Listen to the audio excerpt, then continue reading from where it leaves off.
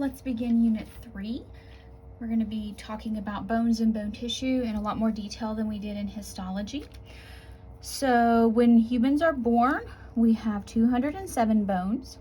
As mature adults, we have 206. So generally, when we're in the skeletal system, we think the bones. So bones are definitely, bone tissue is in the skeleton. Two types. You have compact bone. This is classified as dense connective tissue. It's white, smooth, and solid. And so this is kind of what you would see when you generally think of bone, what bone looks like. Typically is you're going to be looking at compact bone. For good reason, because it's approximately 80% of the total bone mass, and it serves the function to provide strength. Very strong. So it's dense and it's heavy. Spongy bone tissue, on the other hand, looks like a sponge. It's porous, so it's always deeper than compact bone, so it's always underneath, so it's protected. And you have small pieces of bone, which we call trabeculae, and in between them you're going to have the space that's going to be the bone marrow. You also have cartilage as part of the skeletal system. You have the hyaline cartilage, which is the slick smooth cartilage, can be in a couple of places. Articular cartilage is going to cover the end of some of the bones at the joints. Joints also referred to as articulations. So provide some padding and cushioning at the joints. Hyaline cartilage is also what makes up the epiphyseal plate. Epiphyseal plate, that is the proper anatomical term for what we refer to as the growth plate, that is open during childhood and tends to close as we mature and complete the puberty process. Epiphyseal plates are only in long bones, so here you're thinking about arms getting longer, legs getting longer, spine growing. And hyaline cartilage is what is going to provide the model for bone formation in just about all parts of the body. You also have fibrocartilage. Fibrocartilage is not going to be cushioning, it's actually going to be weight bearing to help prevent bone-on-bone compression, most commonly in the intervertebral discs. So that's going to be in between the vertebrae in the spine. Very painful when those can get herniated or completely disappear. If you've heard people talk about, oh, I have bone on bone, not pleasant. And then also in the pubic symphysis. The pubic symphysis is the area that is actually what is between the pelvic bones. There are two of those, two pelvic bones. And when you add the pubic symphysis in there together, that two bone plus fibrocartilage, that's what we call the pelvis, the pelvic area. And then you have ligaments. Ligaments serve a function. They always attach bone to bone. So they attach bones to each other.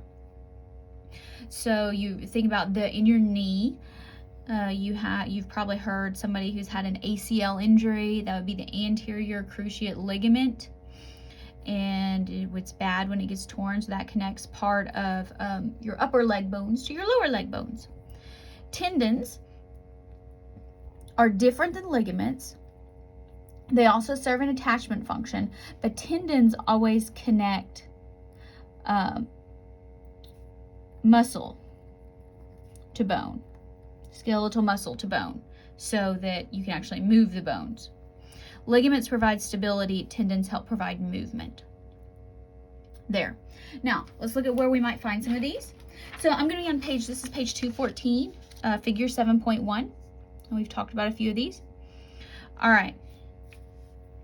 So we had compact bone. That's what you see anytime you look at a bone. The bone surface, you're looking at compact bone. Spongy bone, you see in this cross section here, this open porous area. This is spongy bone. So you see it's kind of got a webbing, and then that's filled with something else. Here would be represented an epiphyseal plate. So this is the growth plate and these long bones here at the top and the bottom. So this is a child's humerus, it's their arm. So the bone can grow from this direction and from this direction. The cartilage will expand and then it gets covered with bone. Here's some articular cartilage covering the end to provide a little bit of cushioning at the joint area. So this is articular cartilage, hyaline articular cartilage. Have some hyaline cartilage here in the chest to provide a little bit of give because the rib cage has to be able to expand when you breathe. It can't all be bone, so you've got some cartilage there. This is called costal or costal cartilage here that's on these ribs, again, to allow for lung expansion.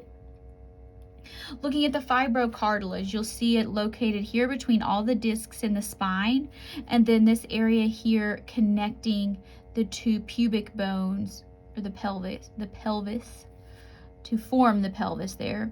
Pubic bone, and pelvis there. Also some fibrocartilage here in the knee. So this would be the meniscus of the knee. Note that it's between two hyaline cartilage.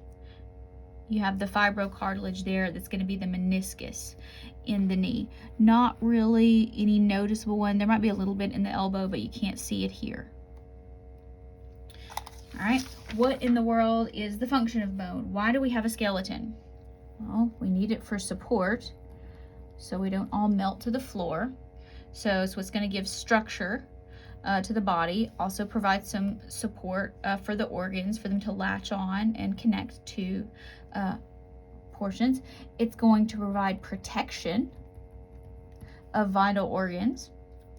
So you have your ribs and your rib cage, that's going to protect the heart and the lungs.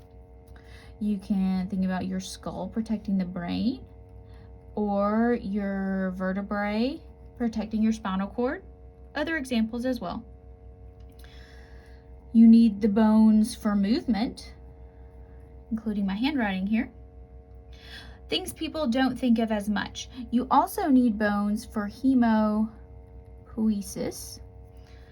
That would be blood cell formation. Blood cells are made in the bone marrow. So that would be that portion, the spongy bone up there. More will be talking about that next semester in A&P 2, how that works. And then bone also serves in a storage capacity, most commonly for calcium and phosphate minerals when they calcify and form that hard bone matrix. But you can also store fat on the insides of the bones. Fat usually replaces marrow, so that may not always be a good thing, but it does serve as a storage place. It does not affect your clothing size, so that might possibly be a benefit.